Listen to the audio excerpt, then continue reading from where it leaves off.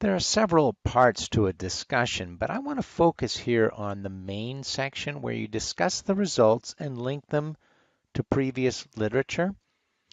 First thing you have to do is organize everything by research question. So you should have organized your literature view by research question. You should have organized your results by research questions, and you organize the discussion by research questions. The main purpose of the article or your paper is to answer research questions.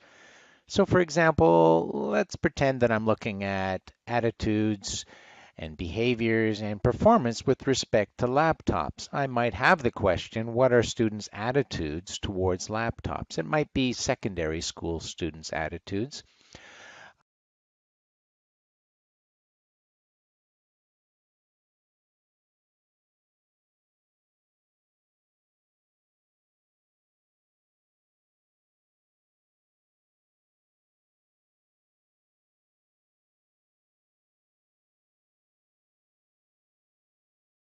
Section and go question by question. So you take the student attitudes towards laptops results and you find that section in your results, and then you identify. Now you could print it out and highlight it and have it on your desk while you're actually writing your discussion. I've done that. Or if you have a big enough monitor, you can summarize the results, the key results only, not every result, the key results that you found that you think are important to highlight and present. All right, so you make that list. You can do it in Word and have and on the, say, the right-hand side of the screen, and then you can have your discussion on the left-hand side where you're going to actually write about it. So for each, now you're in talking about a specific section like student attitudes towards laptops. You have a list of, say, 5 results that you want to discuss.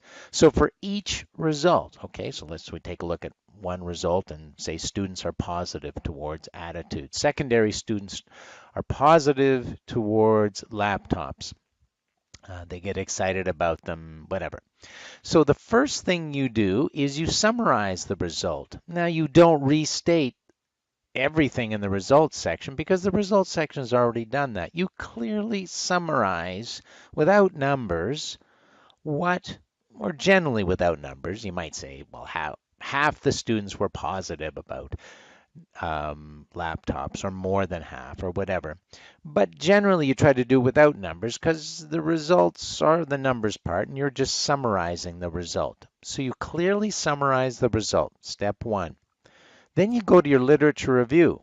And remember that you organized your literature review based on research questions. So you go to the student attitudes toward laptops and you see how every literature result that you've reported on matches or is relevant, actually is relevant to your result. So you find all the literature that's relevant to the result that you're going to report.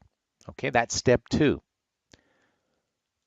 Step 3 is you have to note whether the result matches previous research, does not match previous research, or is a new result altogether. If the result matches previous research, you're essentially done, but you have to state that. You say secondary students are positive towards laptops when used in a constructivist-based classroom. This is consistent with results reported by a number of previous studies, and then you can list the studies. You may want to talk a little bit more about the matches. This matches the 3 previous studies by Kay, Smith, and Wesson. And then you're done. So you actually note that they match and then move on to the next key result that you want to report. If the result does not match, your task is a little more challenging. What you state is that you found that students' attitudes towards laptops are positive, but this is not consistent with previous research where 4 to 5 studies, and then you can use brackets, noted that students had negative attitudes towards laptops. This is where your thinking has to go on because now you have to sort of, how do we close this gap?